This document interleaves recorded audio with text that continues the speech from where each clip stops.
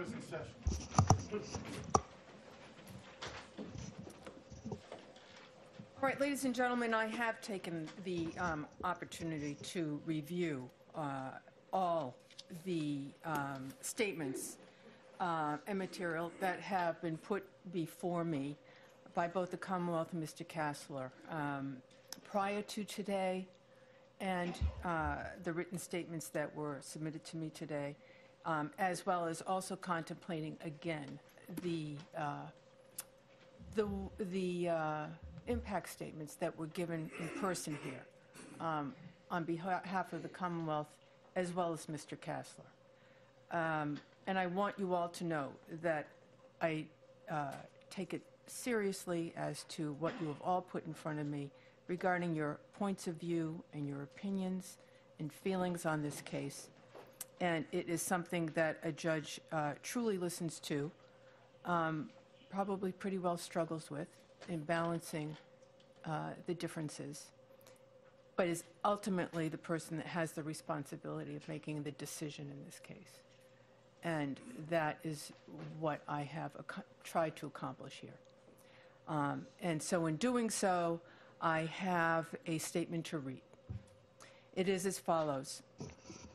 It is now my responsibility to construct a sentence in response to the verdict returned in this matter. When sentencing, the court considers public safety, rehabilitation of the defendant, the nature and circumstances of the offense, and the impact of the offense on the victims, deterrence, and punishment. The concern for public safety regards the possibility that Mr. Casler will operate a motor vehicle. Mr. Casler's driver's license has been revoked by the Registry of Motor Vehicles. Upon his conviction for motor vehicle homicide, the Registrar of Motor Vehicles was required under statute to revoke his license or right to operate for 15 years. With the revocation of his license and a probationary condition that prevents Mr. Casler from operating any motor vehicle and prevents Mr. Casler from applying to the registry for any waivers or exemptions from his revoked license, the court believes that public safety is addressed. In considering rehabilitation, Mr. Casler testified that he has not driven since the day of this incident on March 1st, 2016, and has no intention of driving again. Miraculously, Mr. Casler walked away from his car and the Sweet Tomatoes restaurant with minor physical injury as compared to others. By his own words, Mr. Casler is burdened by the events of that day for the rest of his life.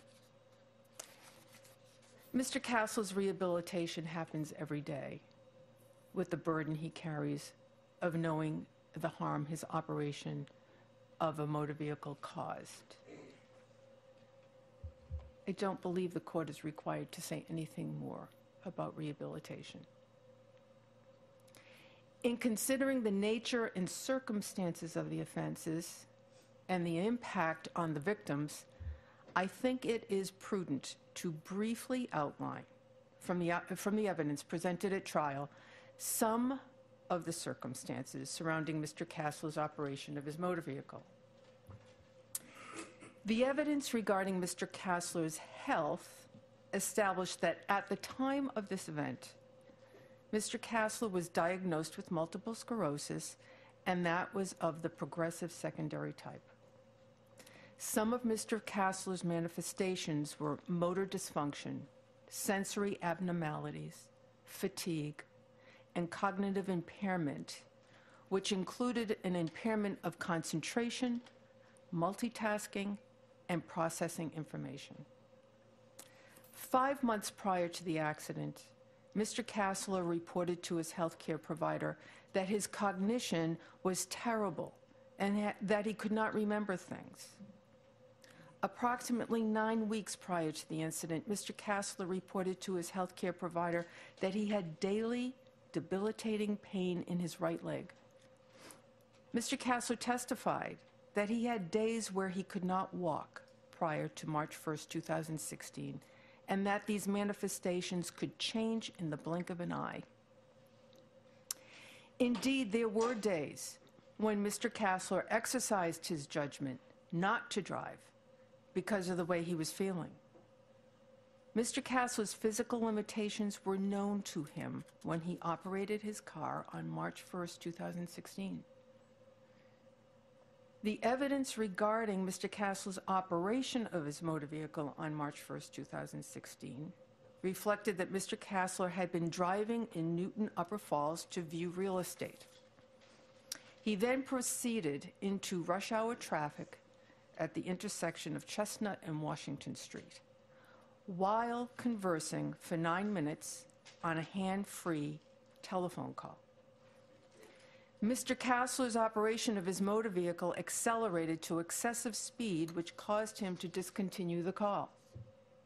Mr. Casler's car was heard by witnesses to be revving at high RPM.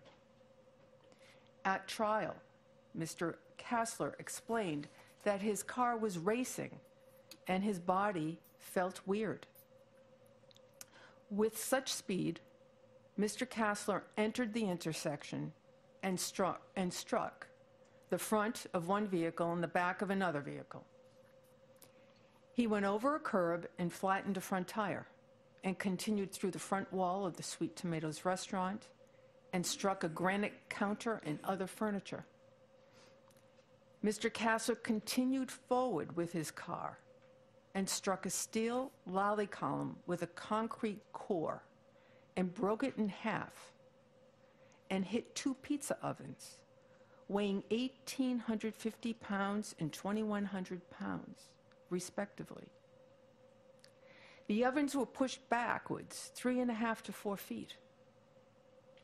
Mr. Casler never applied the brakes or sounded a warning horn.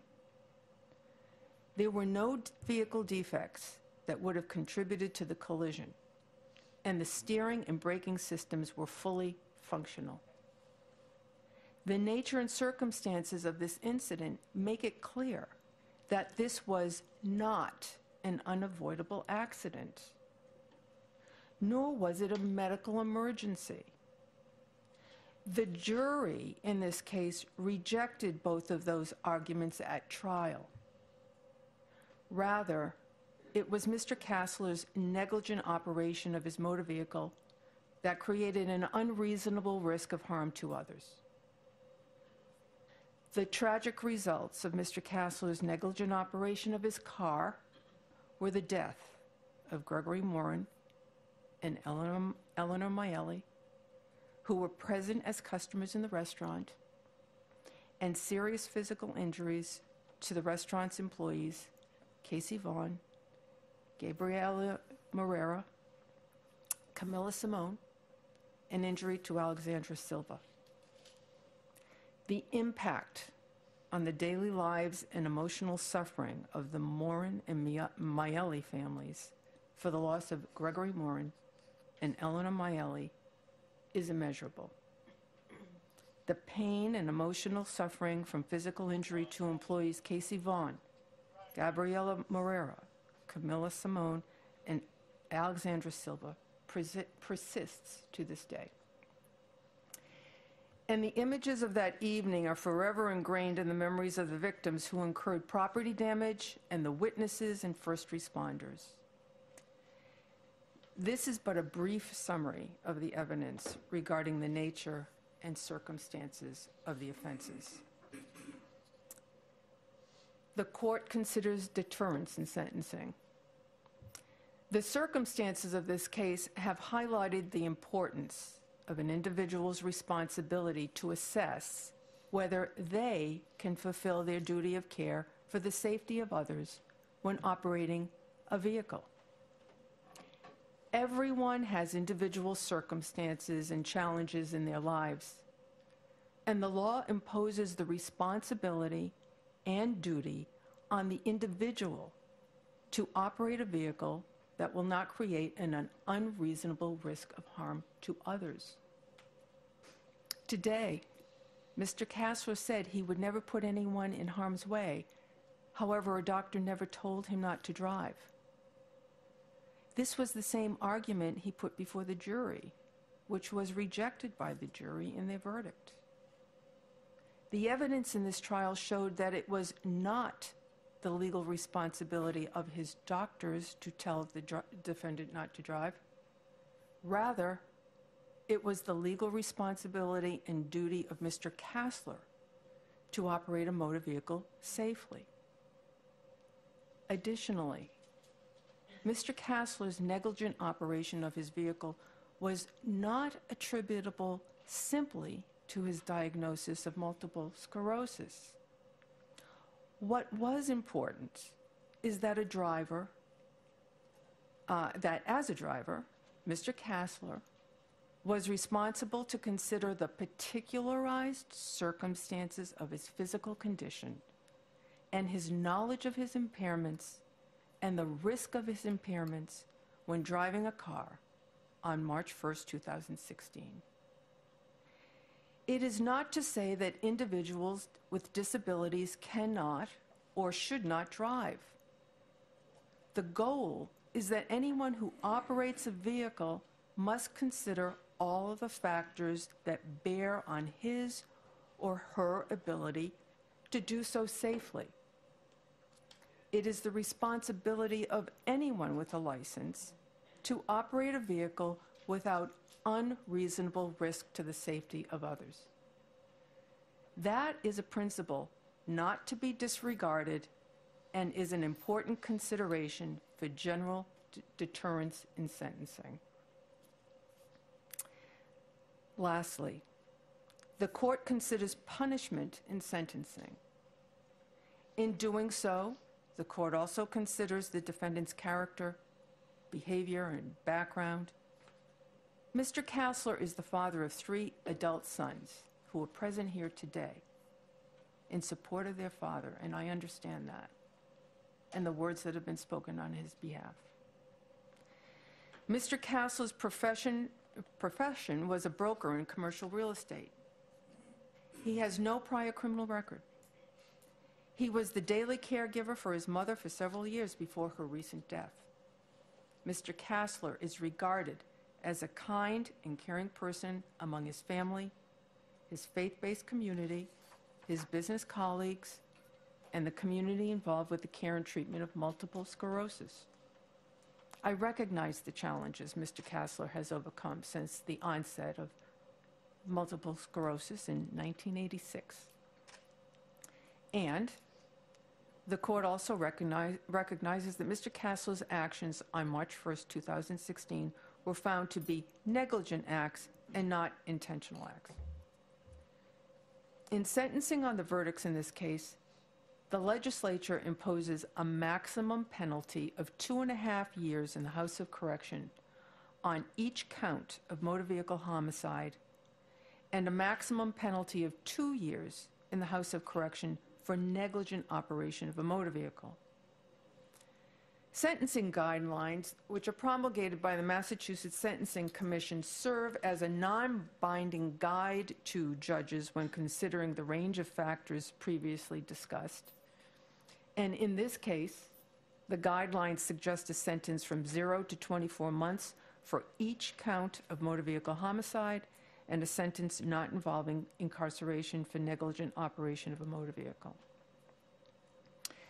The court has also reviewed prior testimony in this case from Deputy Superintendent Carol Cafferty from the Middlesex Sheriff's Office regarding the ability to accommodate the disabilities of inmates in the Middlesex County House of Correction. In response to concerns for the care of Mr. Casler, the Sheriff's Office advised that it can provide specialized care according to the needs of those housed in their facility. When providing such care, they consider the treatment history of the individual. There is in-house health care and specialists on contract to include neurologists. The Sheriff's Office can provide adaptive equipment and have handicap-accessible facilities to include ADA-certified housing. The Sheriff's Office has outside contracts for hospital care and provides transportation for health care needs. The Sheriff's Office is familiar with solving issues raised with health care and gave examples of hiring caseworkers to aid in everyday care of disabled individuals and bringing in equipment for treatment. To the extent possible, the defendant's medical care should not be interrupted by incarceration. After fully considering and carefully considering the factors that I've just outlined, the court will now sentence as follows. Madam Clerk, I'd ask you to impose the sentence. Mr. Casler, please rise. Mr. Casler, on docket number 1681 CR 00441, the court, you will hearken to the sentence as rewarded by the court. The court, having duly considered your offense on count 1, motor vehicle homicide, you are now sentenced to 2.5 years in the House of Correction. 2 of those years are to be punished by confinement in the Middlesex House of Correction. The balance of that sentence is to be suspended for a period of 15 years. On count 2, motor vehicle homicide, you are now sentenced to 2.5 years in the House of Correction. 2 of those years to be punished by confinement in the Middlesex House of Correction. The balance is that sentence is suspended for a period of 15 years. This sentence is to be served from and after the committed sentence on count 1. On count 3, operating a motor vehicle to endanger, you are hereby sentenced to 15 years of probation. This sentence is to be served from and after the committed sentence on counts 1 and 2. You will be given 22 days of jail credit. That calculated from October 29th to today. You will have standard conditions of probation and the following special conditions of probation. You shall not operate a motor vehicle, and you shall not apply for any type of reinstatement of your driver's license. Do you understand those conditions? You will have a $50 victim witness fee that will have to be paid and a $65 per month probation supervision fee that will commence 6 months after your release from incarceration. Mr. Casler, I must also inform you that you have the right to appeal from this trial to the appeals court from the verdicts recorded on October 29th, and you must do so within 30 days and in writing. Custody, please, Mr. Officers. This appeal's already been filed, Your Honor, please. And I'd ask to be heard, Your Honor, please. Yes. Found with the court a motion for bail pending appeal, Your Honor. It has to be heard if necessary.